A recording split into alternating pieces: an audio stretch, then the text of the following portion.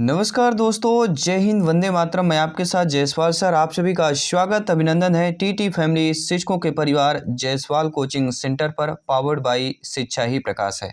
दोस्तों, बात करेंगे आज के हम मैथ्स के प्रैक्टिस सेट नंबर 4 की बात करेंगे। जी हाँ, एकदम बेसिक से पूरे फिर से सिलेबस के अकॉर्डिंग महत्वपूर्ण टॉपिक की बात करेंगे और आज के 10 महत्वपूर्ण ऐसे टॉपिक्स की बात करेंगे जिसमें आपके 2 नंबर कन्फर्म, जी हाँ, आता ही आता है। और आज का टॉपिक रहेगा HCF एंड आपका LCM का टॉपिक रहेगा और इससे संबंधित 2 नंबर आपके प्रश्न आएंगे, ये आपको ध्यान देना है। तो चलिए इस टॉपिक को पूरे 10 प्रश्नों पर कवर कर लेंगे और 10 टाइप्स जानेंगे किस किस प्रकार से प्रश्न अभी तक आपके एग्जाम पर पूछे गए हैं और उन्हीं से संबंधित आपके एग्जाम पर प्रश्न पूछे जाएंगे। और बाकी अभ्यास प्रश्न पत्र, प्रैक्टिस पेपर चल ही रहे हैं जिसका आई बटन पे आपको लिंक मिल जाएगा। और आज की यह चौथी क्लास है हमारी, बाकी इसके पहले 3 क्लासेज कंप्लीट हो चुकी है। तो जाइए चैनल को विजिट कीजिए, सारी क्लासेज अटेंड कीजिए क्योंकि यहाँ पर सिलेक्शन सरोपर ही है। चलिए प्रथम प्रश्न है, रफ पेन कापी उठा लीजिए और मेरे साथ सॉल्व करते जाइए। पहला प्रश्न है कि संख्या 100 के सभी गुणनखंडों का योगफल बताइए। सभी यहाँ पे सॉल्व कीजिए। तो संख्या 100 के सभी गुणनफल कौन कौन से होंगे? 100 के गुणनफल पहला तो 1 होता है, दूसरे बाद 2 होता है, फिर इसके बाद 4 होगा, इसके बाद 5 होगा, इसके बाद 10 होगा, इसके बाद आपका 20 होगा, इसके बाद 25 होगा, इसके बाद 50 होगा और 100 भी आ जाएगा। तो ये हमारे टोटल कितने हो जाएंगे? 100 के गुणनखंड टोटल यहाँ पे कर रहा है ना। और इनका योगफल करना है। योगफल आसान, बहुत ही अच्छा तरीका है।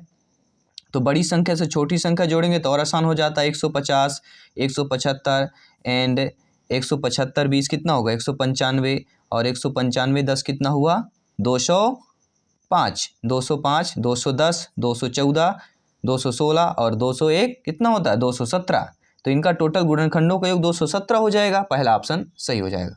ठीक है, जब रफ पेन लेंगे तो और भी जल्दी आप लोग योग कर लेंगे। हमें पता है आप लोग बहुत ही अच्छे हैं, ज्ञानी सर्व व्याख्याता लोग हैं, इसलिए जायसवाल सर आप सभी का स्वागत अभिनंदन करते हैं, प्रत्येक शिक्षक बंधु का। और मैथ्स की बात करेंगे, पेडागॉजी प्लस कंसेप्ट अगर 25 प्लस का स्कोर करना है तो आने वाले अभ्यास प्रश्न पत्र, प्रैक्टिस पेपर बहुत ही जरूरी है साथियों। देखिए 12 और 16 का न्यूनतम सारगुणज गुणे 10 गुणे 15 का न्यूनतम सारगुणज बराबर होगा। देखिए ये जो आपने देखा होगा C TET, UP TET, MP TET में पूछे जाते हैं प्रश्न, ये सारगुणज होता क्या है दोस्तों? ठीक है, तो सारगुणज मतलब क्या होता है सभी ध्यानपूर्वक समझिए। 12 और 16 का न्यूनतम सारगुणज मतलब क्या होगा? LCM पूछा जाएगा। तो 12 और 16 का आप लोग LCM निकालिए सभी लोग फटाफट। 12 16 का LCM निकालिए, कितना आ रहा है? फटाफट निकालिएगा। 2 छक्का 12, 2 अट्ठे 16 एंड 2 तीन 6, 2 चौको 8 एंड 3 से नहीं जाएगा, 2 दूनी 4। ठीक है, 2 से 1 12 हो जाएगा, 2 1 कम, फिर आएगा 3। तो कितना आ जाएगा हमारा? निकल के आ रहा है, सभी लोग ध्यान दीजिए कितना निकल के आया? 3 गुणे 2 गुणे 2 गुणे 2। तो 3 दूनी 6, दूनी 12, दूनी 14। क्या मैं ठीक कर रहा हूँ? ठीक है, सभी लोग बताइए। और 14 दूनी 28 होता है कि नहीं होता? चलिए कितना हो रहा है? 2 की घाते 4 गुणे 3 कीजिए सभी लोग। 2 की घाते 4 गुणे 3 बराबर कितना आएगा? तो 2 दूनी 4 होता है, 4 चौक 16, 16 3 कितना होता है? 48 होता है। तो हमारा 12 16 का न्यूनतम गुणज कितना आ गया? 48 आ गया। इसी प्रकार 10 15 का निकाल लीजिएगा। 10 15 का जो न्यूनतम सारगुणज निकालिए, चलिए फटाफट 10 15 का निकालिए सभी लोग, फटाफट निकालिएगा। 2 पंचे 10, 15 नहीं जाएगा, नहीं काटेंगे, 3 से ट्राई करते हैं। 3 पच्चे 15, 5 तो कितना आ गया? 5 3 15 दूनी 30। ठीक है, तो 48 हमारा इसका आ गया। तो 48 कर लीजिए, गुणे 30 कर लीजिए, दोनों का गुणा तो आपसे बनता ही होगा। 48 गुणे 30, 0 कर लीजिए, 3 8 24, हासिल 2 आ गया, 3 चौको 12 और 12 2 कितना होता है? सभी लोग बताइए। 14 होता है कि नहीं होता है? तो 1440 किस ऑप्शन में दिया? पहला ऑप्शन सही हो जाएगा। ठीक है, गुणा भाग है, मन में करना पड़ेगा क्योंकि कम समय रहता है। 5 10 और 35 के सबसे छोटे सारगुणज और सबसे बड़े सारगुणनखंड का अंतर बताइए। तो आपको करना क्या है? देखिए 5 10 35 का सबसे छोटा अगर सारगुणज पूछा जाए तो आपको LCM निकालना है और बड़ा पूछा जाता है तो फिर आपको क्या निकालना है? HCF निकालना है, महत्तम समापवर्तक। तो चलिए फटाफट पहले आप लोग कर लीजिए। 5 10 35 का LCM निकालिए सभी लोग, फटाफट निकालिए। 5 10 35 का LCM कितना आ रहा है? सभी लोग निकालिए, सभी कमेंट कीजिएगा। तो यहाँ पे मुझे लग रहा है अगर लघुत्तम सारगुणज की बात करें तो 70 मुझे लग रहा आ रहा है। चलिए हम भी निकाल लेते हैं। आप लोग बोलेंगे कि सर तो निकाल नहीं रहे, हमें भर बोल रहे निकालने के लिए, ठीक है। क्योंकि स्क्रीन पर थोड़ा सा, क्योंकि पेन और कापी और स्क्रीन में अंतर होता है किसी चीज़ों को, ठीक है। तो चलिए फटाफट 2 से हमारा डिवाइड कीजिए तो 10 तो होगा, 2 पंचे 10 जाएगा, 5 आएगा। फिर 3 से क्या 35 कट रहा है, ट्राई कीजिए, नहीं कटेगा, ठीक है। तो 5 से काटिए, 5 7 35, 5 एकम 5, 5 एकम 5, 7 आ जाएगा। तो कितना आ रहा है, 5 दूनी 10, 7 70 आ जाएगा इसका एलसीएम, ठीक है। तो 70 हमारा सबसे सारगुणज आ गया। फिर सबसे बड़ा सारगुणनखंड, मतलब 5 10 35 में तीनों संख्याएं कट जाएंगी, तो 5 से तीनों संख्याएं कट रही हैं, तो 5 इसका क्या आ जाएगा, सबसे बड़ा सारगुणनखंड आएगा। अर्थात सबसे बड़ा सारगुणनखंड एचसीएफ बोलते हैं, ठीक है, महत्तम समापवर्तक बोलते हैं। इसमें क्या आ रहा है, सारवंतर पूछ रहा है।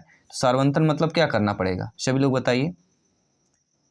सारवंतर मतलब क्या होता है, सारवंतर मतलब घटाना हो जाएगा, ठीक है। अंतर पूछा जाए तो 70 में 5 का माइनस करेंगे तो 65 आ जाएगा। 4th ऑप्शन सही हो जाएगा। क्या कोई दिक्कत है, कोई दिक्कत हो नीचे कमेंट कीजिए।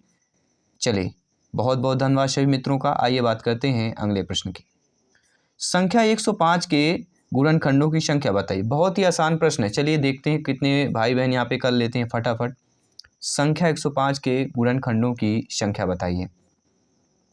बहुत आसान है दोस्तों, 105 यहाँ लिख लेना है, फिर इसको काटिए, कितने से काटेगा, 3 से कटेगा, 3 तिकाई 9, 3 5 15, फिर किससे काटिएगा, 5 से, 5 7 35, ये हमारा निकल आया, ठीक है। 3 5 और 7, ये हमारा क्या निकल के आ गया, सभी लोग बताइए। गुणनखंडों की संख्या तो कितनी हो गई संख्या, 1 2 3 संख्याएं हैं, 3 5 7, तो 105 के 3 गुणनखंड निकल आए, तो इनकी संख्या 3 हो गएगी। दूसरा ऑप्शन सही हो जाएगा। बहुत अच्छा प्रश्न था, ठीक है। पांचवा प्रश्न दिया गया है, टोटल 10 ही प्रश्न कर रहे हैं, ठीक है, ध्यान दीजिएगा। 42 के गुणनखंडों की संख्या बताइए सभी लोग। गुणनखंडों की संख्या 42 की, सभी लोग बताइए फटाफट, देखते हैं कितने भाई बहन यहाँ पे बता पाते हैं, ठीक है। देखिए पहला प्रश्न क्या था यहाँ पे, 105 के गुणनखंडों की संख्या है, लेकिन यहाँ पे कह रहा है 42 के गुणनखंडों की संख्या है। सभी लोग बताइए कितनी संख्या है 42 के। अरे भैया पहले 42 के हमें गुणनखंड निकालना पड़ेगा ना। 2 से काटिए फटाफट, 2 दूनी 4, 2 एक कम 2, 3 7 21, हो रहा है कि नहीं हो रहा है, ठीक है। तो यहाँ पे 3 हमारा ऑप्शन नहीं दिया गया, तो अब हमें क्या करना पड़ेगा, मतलब ये है कि 42 जो है किन किन संख्याओं से कट सकता है। तो 1 से भी कट जाएगा, 2 से भी कट जाएगा, 3 से भी कट जाएगा, 6 से भी कट जाएगा, 7 से भी कट जाएगा, 14 से भी कट जाएगा, 21 से भी कट जाएगा, और आपका 42 से भी कट जाएगा। आप टोटल संख्याएं गिनिए, 1 2 3 4 5 6 7 1 8 हो जाएगा। तो यहाँ पे देखिएगा सेकंड ऑप्शन 8 दिया गया है ना, तो 42 के गुणनखंडों की संख्या 8 हो जाएगी। दूसरा ऑप्शन सही हो जाएगा। तो ऑप्शन के अकॉर्डिंग ध्यान में रखकर भी आपको क्वेश्चन को सॉल्व करना है। अगला प्रश्न है, 4 5 और 6 का सबसे छोटा सारगुणज और 5 6 9 का सबसे छोटा सारगुणज का अंतर बताइए। ये प्रश्न हम कर चुके हैं, ठीक है, बहुत ही आसान प्रश्न है। संख्याएं छोटी होती तो हमें आसान होता है इस प्रकार के प्रश्न को सॉल्व करने के लिए। तो 4 5 6 का सबसे छोटा मतलब क्या करना है, 4 5 6 का हमें एलसीएम निकालना है, तो फटाफट 2 दूनी 4 करेंगे, ठीक है। 5 2 3 6 कर लेंगे, 2 से भी एक बार और कटेगा, ठीक है, 5 और 3 बचता है, ठीक है। तो 2 दूनी 4 और 5, 4 पंचे 20 3 60, इसका क्या आ जाएगा, हमारा सबसे छोटा सारगुणज 60 आ जाएगा। क्या मैं सही कह रहा हूँ, नीचे जरूर कमेंट कीजिएगा, ठीक है। अब 5 6 9 का निकालिए इसी प्रकार, 5 6 को निकालेंगे, सभी लोग निकालिए जिस प्रकार से हमने इसका निकाला है, ठीक है। 5 6 9 का निकाल के ट्राई कर लेते हैं, हम भी निकालेंगे, इसलिए आप करेंगे नहीं तो कहेंगे आप भी नहीं करेंगे, डायरेक्टली आंसर सुनेंगे और नेक्स्ट क्वेश्चन पर चले जाएंगे, ठीक है। क्योंकि आप लोग तो ठीक है हाथ से करना जानते ही नहीं मुझे लगता है, ठीक है। चलिए कौन कौन कर रहा है कमेंट जरूर कीजिएगा, क्योंकि हम तो देख तो पा नहीं रहे हैं कि आप लोग कर रहे हैं कि नहीं कर रहे हैं, ठीक है। तो 2 3 6 एंड 9 करिए, एंड 3 से डिवाइड कीजिए, 5 आएगा, 1 आएगा, 3 3 9, फिर 3 से डिवाइड करिए, 5 1 1, ठीक है। तो हमारा कितना आ गया यहाँ पे निकालेंगे, 5 3 15, 15 3 45 दूनी 90। अब दोनों का अंतर पूछ रहा है, ठीक है, एक का 90 आ रहा है, एक का 60 आ रहा है, दोनों का अंतर कितना हो जाएगा, 30। पहला ऑप्शन दिया गया है, सही हो जाएगा। सभी शिक्षक बंधु सभी प्रश्न को समझ लिए अच्छे तरीके से। चलिए बहुत बहुत धन्यवाद सभी शिक्षक बंधु का। अब बात करेंगे अगले प्रश्न की। 210 के धनात्मक गुणनखंडों का योगफल निकालें। ये प्रश्न आपको करना है। बहुत ही सरल प्रश्न है, इजली प्रश्न है, आप लोग कीजिए। वीडियो पॉज कीजिए, अभी कीजिए, बाद में नहीं करने के लिए बोल रहे हैं, अभी करने के लिए आपके लिए बोल रहे हैं। वीडियो पॉज कीजिए और 210 के धनात्मक गुणनखंडों का योगफल का आंसर हमें अभी आपका कमेंट बॉक्स में चाहिए। चलिए बात करेंगे अगले प्रश्न की। 21 और 49 के बीच 7 के गुणजों का योगफल धन 25 और 30 का सबसे बड़ा चार गुणनखंड बराबर होगा। ये प्रश्न करेंगे, थोड़ा बड़ा प्रश्न है और थोड़ा आपको लेवल भी कठिन दिया गया है, तो चलिए इस प्रश्न को करते हैं। देखिए 21 और 49 के बीच 7 के गुणज निकालना है, तो 7 त्रिक 21 होता है, ठीक है। इसके बाद सचोक 28 होता है, 7 पना 35 होता है और सचंक 42 होता है। फिर 7 सता 49 चला जाएगा, ठीक है। 21 और 49 के बीच हमें निकालना है, तो 21 और 49 के बीच 7 के गुणज 28, 35 और 42 हो जाएंगे। कह रहा है इनका योगफल निकालिए, तो 28, ठीक है, योगफल इनका निकाल लीजिए सभी लोग। 8 2 10 5 15 आ गया, 4 3 7 2 9 1 10, 105 हमारा योगफल आ गया, ठीक है, इन संख्याओं का। इसके बाद प्रश्न क्या कह रहा है, 25 और 30 का सबसे बड़ा सार गुणनखंड। सबसे बड़ा सार गुणनखंड मतलब क्या पूछ रहा है, HCF, ठीक है, महत्तम निकालना है। तो 25 30 का किससे दोनों संख्याएं कट जाएगी, 5 25, 5 6 30, 5 ही आएगा मेरे ख्याल से, ठीक है। और तो इसका पे धन पूछ रहा है, ठीक है, तो यहाँ पे धन कीजिए सभी लोग। हमारा जो पहला आया था, सभी लोग बताइए क्या निकल के आया था, 105 हमने गुणजों का योगफल निकाला, और यहाँ पे धन कह रहा है, तो धन के अकॉर्डिंग यहाँ पे ऑप्शन नहीं है, यहाँ पे भाग दिया होना चाहिए, ठीक है। यहाँ पे भाग की प्रक्रिया होगी, तभी हमारा भाग के अनुसार यहाँ पे ऑप्शन दिया गया। धन भी होगा तो 110 हो जाएगा, ये हमारा आंसर हो जाएगा, लेकिन यहाँ पे भाग चिन्ह लगा लीजिएगा, ठीक है, भाग पर चिन्ह था, हो सकता है कहीं गलतियाँ हो जाती हैं, ठीक है। तो आपको करना क्या है, सिंपल सी बात है, प्रक्रिया वही करना, चाहे भाग भी दे रहे, चाहे जोड़ दिया रहे, चाहे घटाना दिया रहे, ठीक है। तो भाग दिया रहेगा तो 105 पे जब हम भाग करेंगे तो कितना आ जाएगा, 5 दूनी 5 एकम 5, 21 आ जाएगा। 21 किस ऑप्शन दिएगा, फोर्थ ऑप्शन सही हो जाएगा, ठीक है। तो भाग के अकॉर्डिंग ऑप्शन था, यहाँ पे कुछ भी हो सकता है, भाग हो जाएगा, घटाना हो जाएगा, गुणा हो जाएगा, जोड़ हो जाएगा, ठीक है। चारों संख्याएं आपकी कुछ भी हो सकती हैं, तो आसान से आपको कर लेना है, क्योंकि ठीक है, जोड़ घटाना गुणा भाग है, चारों ये संक्रियाएं बननी चाहिए। और आई होप, मुझे पता है सभी प्यारे मित्र इतना तो ठीक है बनता ही होगा आप लोगों से, ठीक है, पूछने की बात ही नहीं होती है। अगला प्रश्न है, 96 के सभी धनात्मक गुणनखंडों का योगफल बताइए। एक प्रश्न चलिए कर लेते हैं, आप लोग बोलेंगे सब होमवर्क के लिए सर दे रहे हैं, सर कुछ बता ही नहीं रहे हैं, ठीक है। चलिए एक क्वेश्चन कर लेते हैं, इसका क्या कर लेते हैं कि नहीं कर लेते हैं, सभी कमेंट के माध्यम से बताइएगा।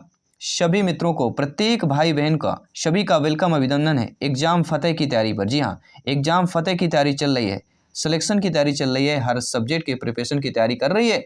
इस बार दोस्तों जान फूंक देना है, क्योंकि आउट ऑफ 150 में से 125 प्लस का स्कोर लाना है। और यहाँ पे मेरे सभी शिक्षा बंधु ये दृढ़ निश्चय कर लिए हैं कि हैशटैग करके आपको डालना है 140 plus I can do it. मेरे सभी प्यारे मित्र, सभी इस परिवार के सभी शिक्षा बंधु जितने वीडियो देख रहे हैं, hashtag I can do it 140 plus यहाँ पे डालेंगे। और इतना जब आप दृढ़ निश्चय बना लेंगे ना, तो दोस्तों सिलेक्शन की गाड़ी के यहाँ आपको ब्रेक लग ही नहीं सकता है, ठीक है, पेट्रोल खत्म हो ही नहीं सकता है, क्योंकि इतना पेट्रोल आप डाल चुके हैं गाड़ी पर कि वो सिलेक्शन की तक जो है, आपके एग्जाम फतेह तक वो गाड़ी अवश्य पहुँचेगी, ठीक है। चलिए, तो 96 के सभी धनात्मक गुणनखंडों का योग निकालिए, फटाफट निकालिएगा। चलिए, तो 96 के सभी धनात्मक गुणनखंड, पहला तो 1 हो जाएगा, दूसरा 2 हो जाएगा, तीसरा 3 हो जाएगा, चौथा 4 एंड 6 एंड 8, ठीक है, 8 तक हो रहा है मेरे ख्याल से, क्योंकि 12 अट्ठे 96 होता है, एंड 16 छक्का 96 होता है, और 4 में करेंगे 24 कर देंगे, 24 चौको 96 होता है, और 32 तेई 96 होता है, और आपका 48 दूनी 96 होता है, और 96 गुणे 1 96 होता है, ठीक है। तो यहाँ पे चलिए सभी का योग करना पड़ेगा, तो सभी लोग योग कीजिए, ठीक है, इनका योग करना है, गुणनखंडों का योग करना है, ठीक है। तो पहला योग हो जाएगा 96 + 1 + 48 + 2 + 32 + 3 एंड + 24 + 4 + 16 + 6 + 12 + 8 बराबर 252। योग कर लीजिए, सेकंड ऑप्शन सही हो जाएगा।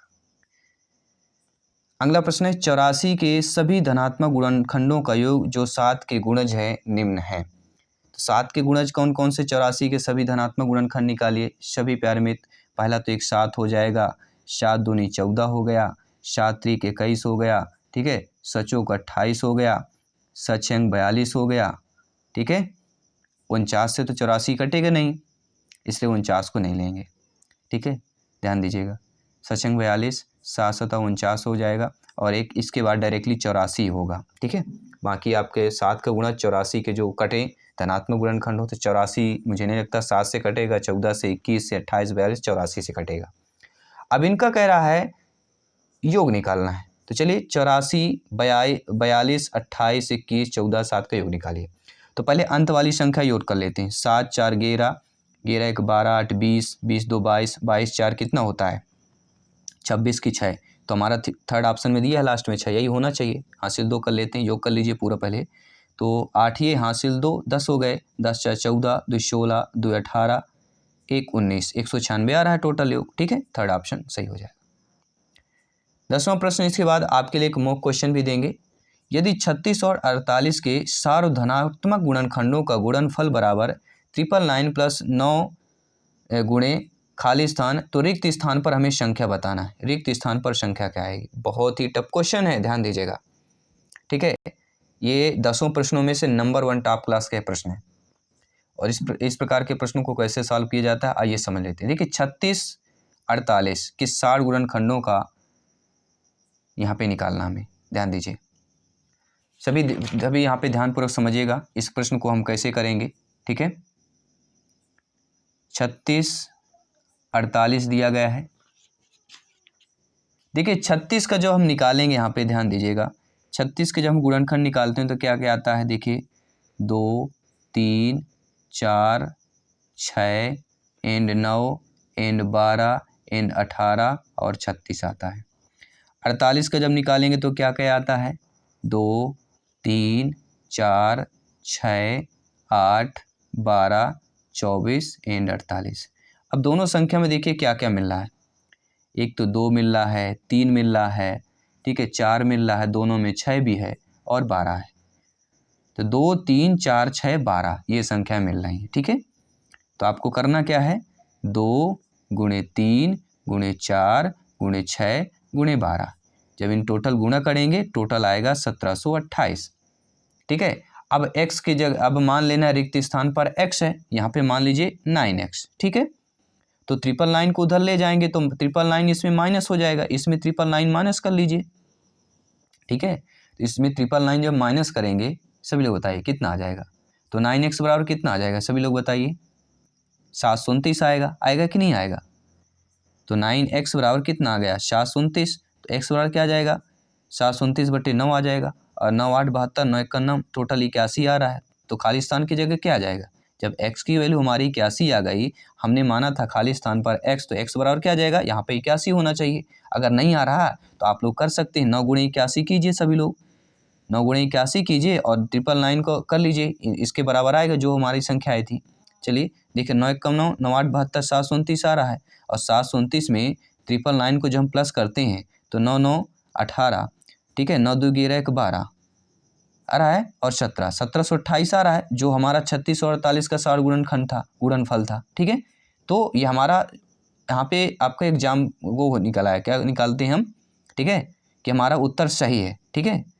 तो यहाँ पे आप लोगों का फर्स्ट ऑप्शन सही हो जाएगा। चलिए आपके लिए मॉक क्वेश्चन देख लिए, ये आपके लिए मॉक क्वेश्चन दे रहे हैं कि 36 54 और 60 का सबसे छोटा सार गुणज भागे 90 बराबर होगा। ये आपके लिए होमवर्क है, नोट कीजिए, इस होमवर्क को आपको करना है, ठीक है, करना है, कमेंट बॉक्स में आंसर भी बताना है। तो चलिए ये मैथ्स के महत्वपूर्ण 10 प्रश्न जो LCM SCF से केवल इसी टाइप से ही प्रश्न पूछे जाएंगे, बाकी और LCM निकालने के लिए पूछा जाएगा SCF तो निकाल ही लेंगे। इतने ही टाइप्स होते हैं LCM SCF में, अगर हमारे एग्जाम की बात करें इतने ही लेवल तक पूछा जाता है। ये टॉपिक भी आज हम कवर कर चुके हैं और नेक्स्ट क्लास पे अगला जो टॉपिक आएगा तो जल्द ही हम सारे टॉपिक को कवर करेंगे। सिलेक्शन की तरह से सारे क्लासेज इंपॉर्टेंट है। मैं आपके साथ जयसवाल सर जल्द मिलता हूँ अगले प्रैक्टिस सेट अगले प्रैक्टिस पेपर पर। सभी मित्रों को जय हिंद, वंदे मातरम, धन्यवाद सभी का।